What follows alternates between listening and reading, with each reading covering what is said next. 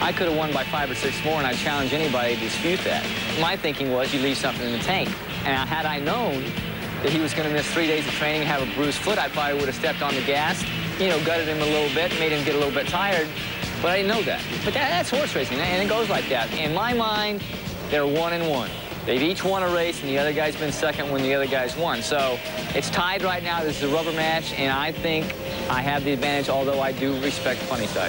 Of course, Funnyside, even though he's not bred to go this far, he's what I call in the zone. When athletes get in the zone, he is in form, and when horses are in form, they run better than their breeding suggests they might. So although I really think I can win, it's not going to be easy. Yes, the respect for Funnyside is there, but so is a not-so-quiet confidence that the Empire can strike back. I think he's probably the best 3-year-old, but he's not going to be the best 3-year-old unless he goes out there and wins race after race after race. So he's got to go out there and prove it. You know, I hate to talk about him and talk about it. I wish the race was this afternoon. Let's run it and get it over with, you know? Just get it over with already.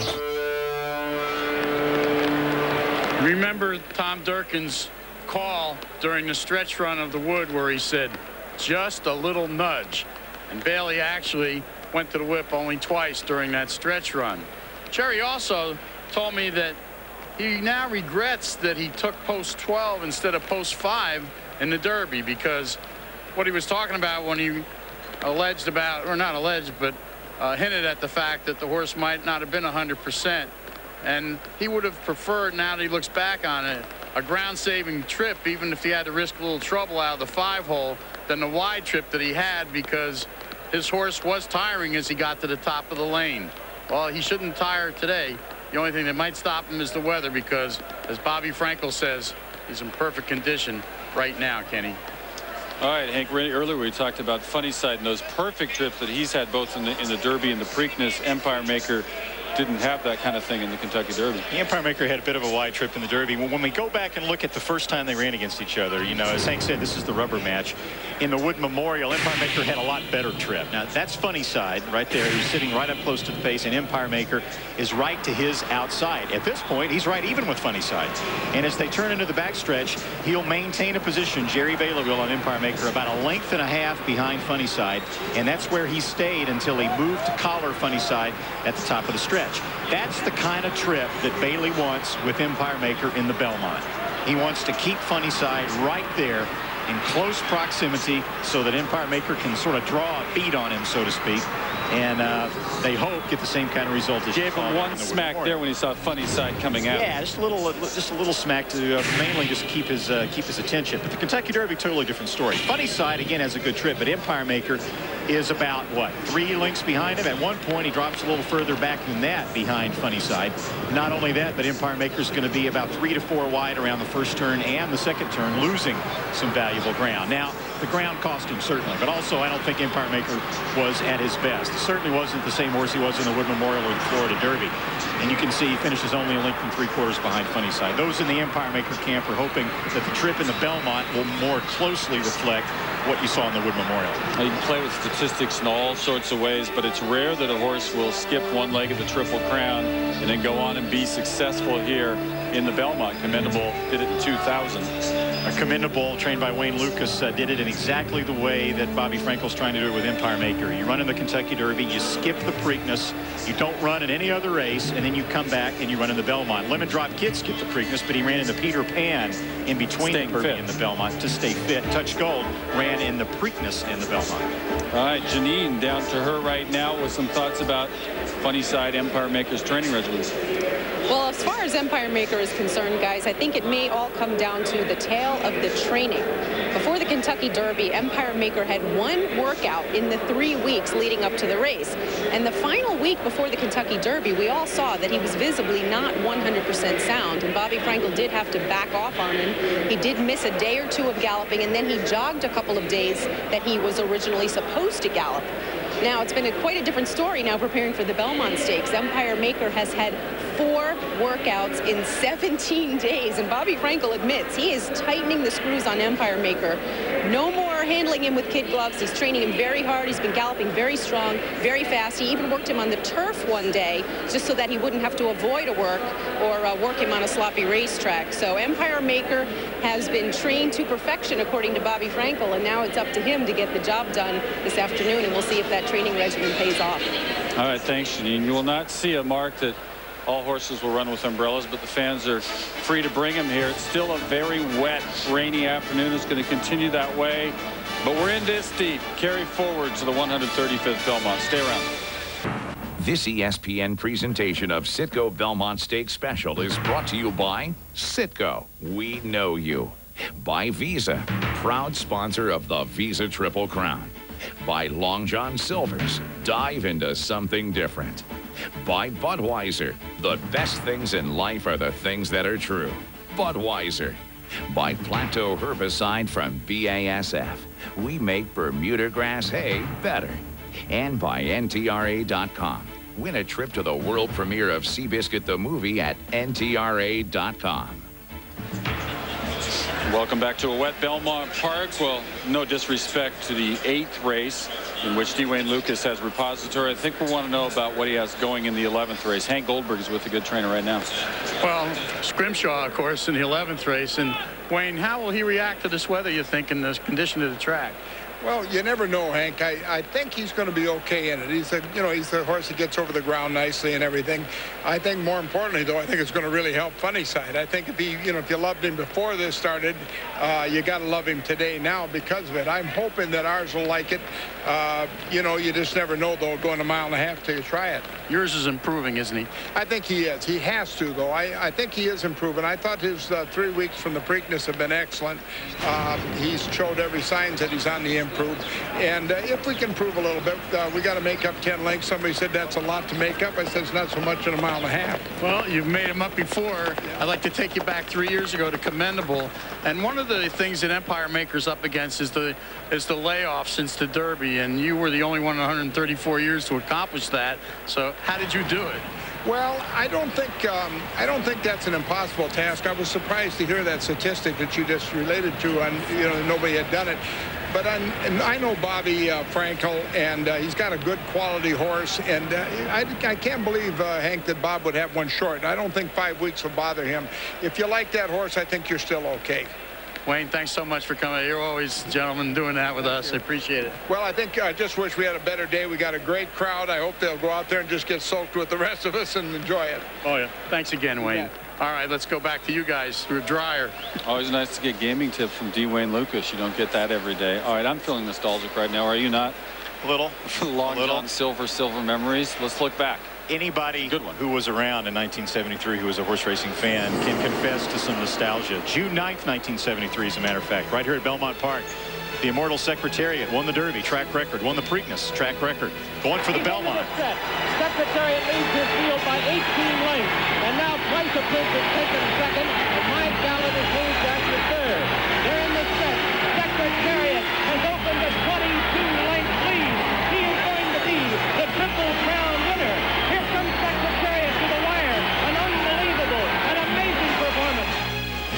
The legendary call by Chick Anderson, Secretariat, a 31-length winner.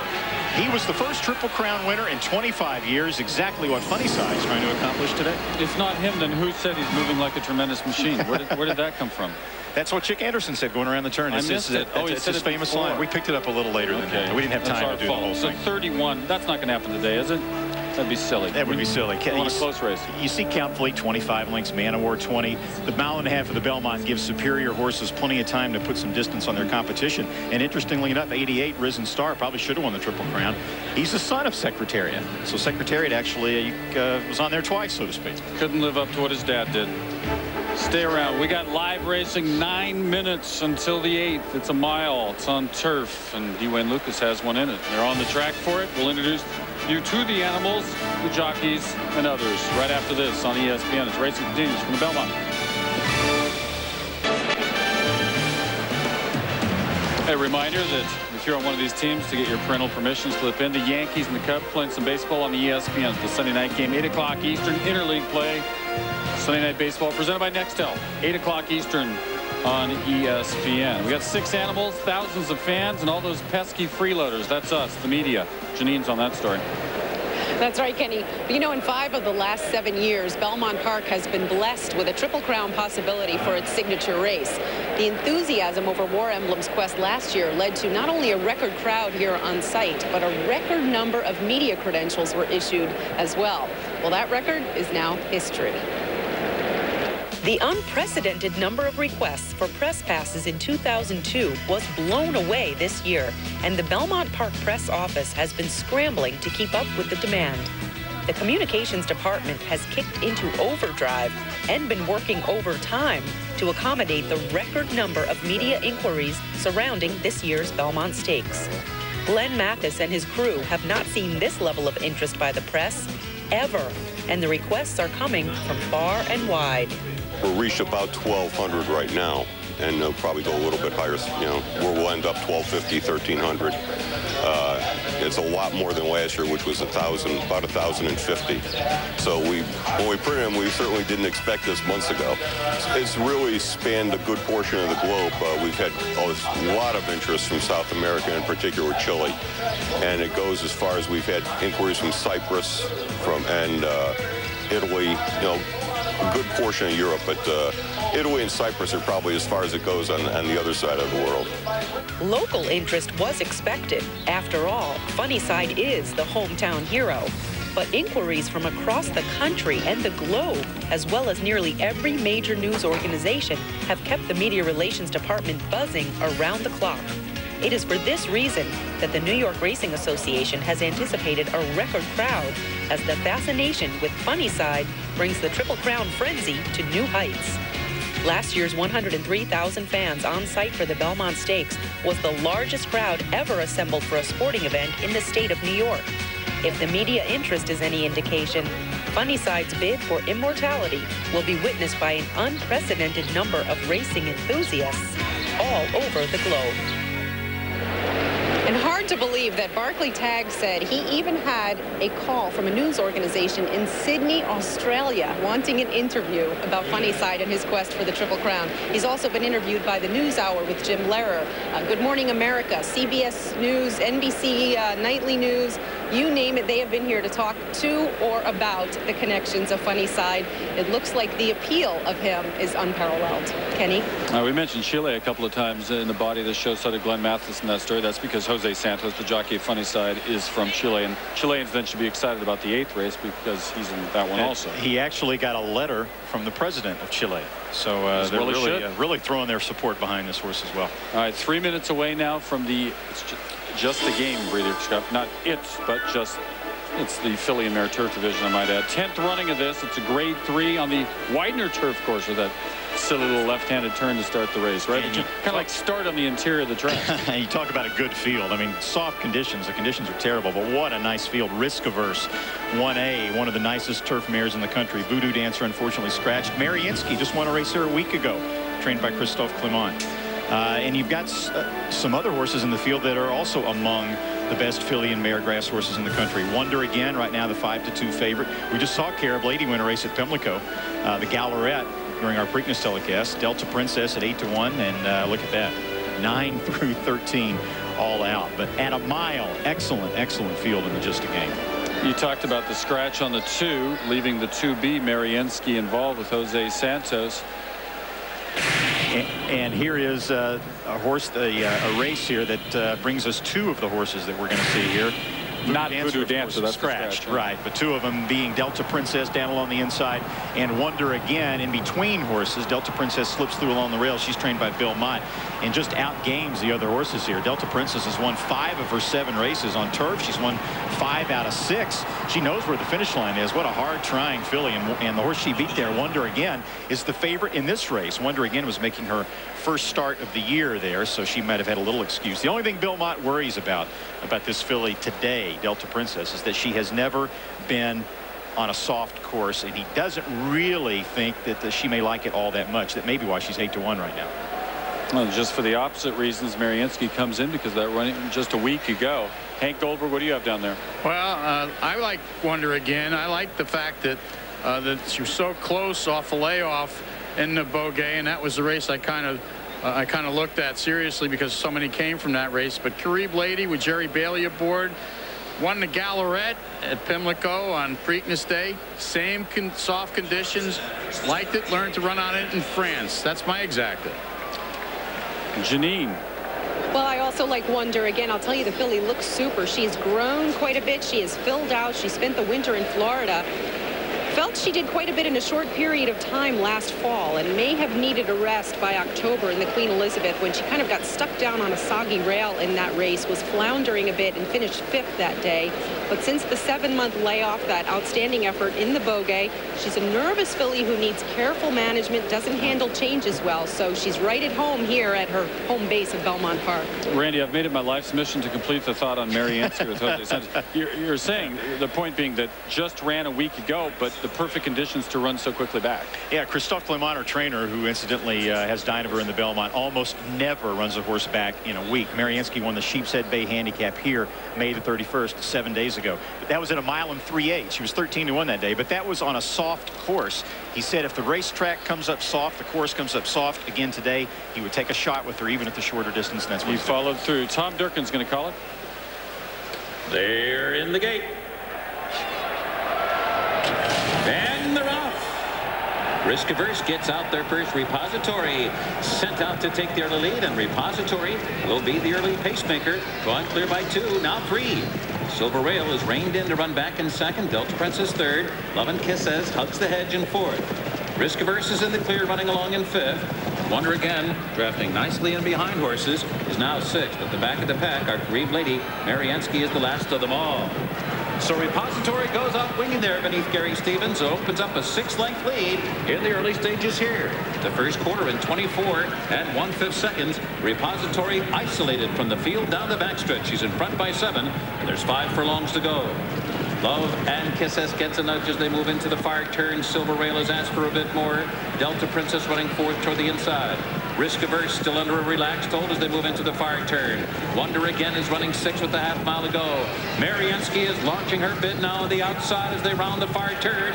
And Carib Lady, the half in 49 and 1/5 seconds. They're gaining, and they're gaining quickly on Repository. Whittling away at that lead, it's 3 lengths. And Risk Averse. Risk Averse is now a hard charging 2nd, and Mary Ansky is following her on the far outside. And Delta Princess is only 2 lengths from the lead, down toward the inside. Wonder again, looking for a way through down toward the rail. And Love and Kisses at the top of the stretch. Risk Averse, Delta Princess, Mary Ansky. They'll arrive at the 8th pole together. Mary Ansky on the outside now. Risk Averse digs down. Mary Ansky short lead. Risk Averse battles back. A neck behind. A 16th from home. It's Mary Ansky, and Mary Ansky is pulling away to win. Mary Ansky draws off to win by 2.5 lengths at the finish. Close for 2nd between Risk Averse and Wonder again. Jose Santos, well, this could be the biggest day of his life. He's having a pretty big day so far. He was absolutely not concerned about being way out of it on the backstretch run. He knew he had a horse underneath him, and we found that out when Mary Ansky blew him away in the final furlong. All right, I'm glad we fought through the system to get that last supplemental. Yeah. Mary Ansky. No, I mean, the point you're making, it's so odd to come back that quickly. You usually see 2-week layoff and sometimes longer, especially with these kind of animals. It's even longer, sometimes 4 and 5 weeks, but that was a quick because you found the right place to put her right back in the race. Yeah, it shows a lot of confidence by Clement in Mary Ansky when the conditions show up like they are today, a soft course. It's Wonder again down on the inside, not finding a way through inside of Delta Princess, but she didn't really kick after that anyway. And on the outside, Mary Ansky, even though coming back off only a week's rest, still found the energy to put away another really tough horse along the inside there in Risk Averse, and a good one to win it. Mary Ansky, ridden by Jose Santos, coming off that 8-length win, going 1 3/8. She was next to last early that day, so you could expect her to be way back in the pack like she was again today. He wasn't concerned. You talk about the confidence of the trainer. He wasn't concerned at all, staying way back, making the big move. Jose Santos is having some kind of day, but there's more to ask of Jose Santos. That'll come later in the day in the Belmont. We'll carry on as we advance you to the 135th.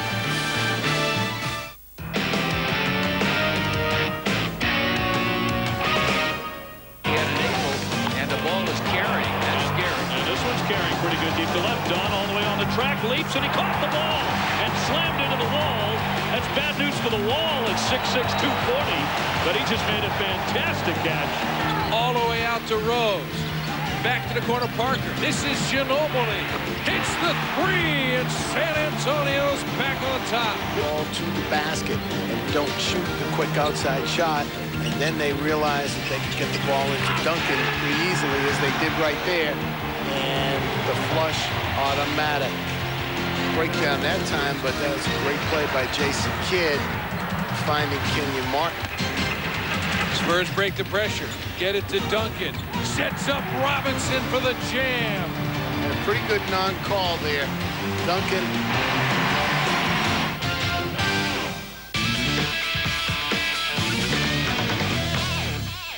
Alex Rodriguez sends the ball to right field. Sheffield sliding will make the grab. Blaylock hustles back to first. 3-1, and Castilla up the middle. A-Rod knocks it down, shovels it with his hand to the bag. Fly al bosque central en su primer turno, roletazo. Ahí está buscando, se tira muy bien, bonita la jugada. David Einstein a primera y out. Story, which I know you told on Sports Center earlier today. Back to Maddox, diving stop on to first in time. Boy, he's doing it all tonight. Did somebody say he could fill his position? Tejada to very deep center. Pierre on the track. He caught it. And there's a drive into the gap in right center field. Coming over and making a nice diving catch is Wilson.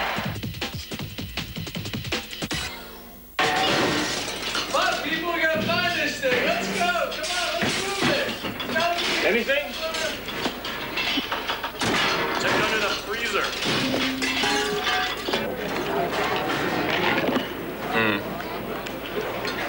What? Oh, that's definitely not a clam. Oh, man. Wow, looks good. Nice. I like that. Very nice. Bling, bling. The IRL IndyCar Series races on. Elio Castroneves, Gilles de Ferran, and the others will battle at the Texas Motor Speedway for first place at the Texas Indy 200 today on ESPN. This presentation of the National Thoroughbred Racing Association continues on ESPN. Well, welcome back to Belmont. A reminder that on Tuesday at 2 o'clock Eastern, you can see Wire to Wire, popular racing show. Randy Moss involved. I think they'll look at the Belmont on that. Right now, looking at just the game. They'll do that too. They just brought down the Jose Santos family, and the kids need raincoats at this point. This is their third trip to the winner's circle. They look like drowned rats. One more time, Vandal on the inside. You see Wonder again in the white behind Delta Princess. Delta Princess stumbles there just a bit. I hope she's okay. Wonder again has to wait to the top three to clear before she finally swings out for some racing room there, ridden by Edgar Prado. And when I saw this the first time, I thought that Wonder again didn't really finish all that well. But looking at the replay again, she did. When she finally got clear, you see Wonder again gaining ground on the top two. And actually, that traffic incident cost her a lot more than I thought it did. She probably would have been a